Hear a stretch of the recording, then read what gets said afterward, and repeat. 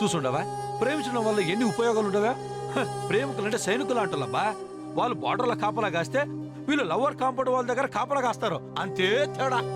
మా నాన్నమ్మ చెప్పింది అక్షరాల నిజం గౌతమ్. నువ్వు నిజంగా దేవుడివే, మమ్మల్ని కాపాడడానికి వచ్చిన దేవుడివి. నువ్వే గనక రాకపోయి ఉంటే ఆ రోజు నేను మా నాన్నమ్మతో పాటు ఈరోజు మా కుటుంబంలో ఎవరు బతికుండే వాళ్ళం కాదు.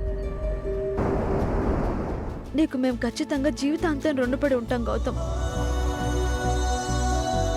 నేను అర్థం చేసుకోకుండా చాలా బాధ పెట్టాను. సారీ గౌతమ్. ఏందబ్బా మాటలు? ఆయన నీకు శానుతూలు చెప్పున్నాను కదా, ఈ సారీలు థ్యాంక్స్ అన్నీ పరాయి వాళ్ళ దగ్గర చెప్తారనే. ఆయన మిమ్మల్ని కాపాడుకునేది నా బాధ్యత కదా, చెప్పు. ఇంకో తూరి ఇట రుణాలు వడ్డీలని మాట్లాడకబ్బా, నేను చాలా హర్ట్ అవుతాను. ఓమో, ఇంకో ముఖ్యమైన విషయం అడగడం మర్చిపోయినాను. ఇంతకీ నిన్న గుడికెందుకు రాలేదబ్బా నువ్వా? అది అమ్మో, ఇతను అసలుకి నేను గుడికెందుకు రాలేదు అన్న టెన్షన్లో ఉన్నాడు. ఇలాంటి టైంలో చెల్లం గురించి చెప్పటం అంత మంచిది కాదు. ఏందబ్బా ఆ మాదిరిగా ఆలోచిస్తాండవా? ఏమై ఉండదే? ఏం లేదు, ఇంట్లో చిన్న పనుండి రాలేకపోయాను. నిజంగా అంతేనా? అవును, నిజమే.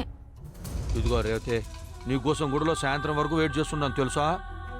నువ్వు ఎంతకి గుడికి రాలేకపోయేసరికి నువ్వు నన్ను నిజంగా క్షమించలేదని, నాతో ఆడుకునేదానికి అట్ట చేసుండవని నేను చాలా భయపడి ఉన్నాను. ఇదిగో అబ్బా, పొరపాటును కూడా ఆ మాదిరిగా చేయొద్దబ్బా. అట్ట చేస్తే తట్టుకొని బ్రతికేది నా వల్ల కాదబ్బా. నువ్వు నన్ను క్షమించినాకే మన రెండు కుటుంబాలు కలుపుతానన్న నమ్మకం వచ్చుండది. అట్నే మా అమ్మోళ్ళు నన్ను క్షమించి ఇంటికి రమ్మంటారన్న ఆశ వచ్చుండది.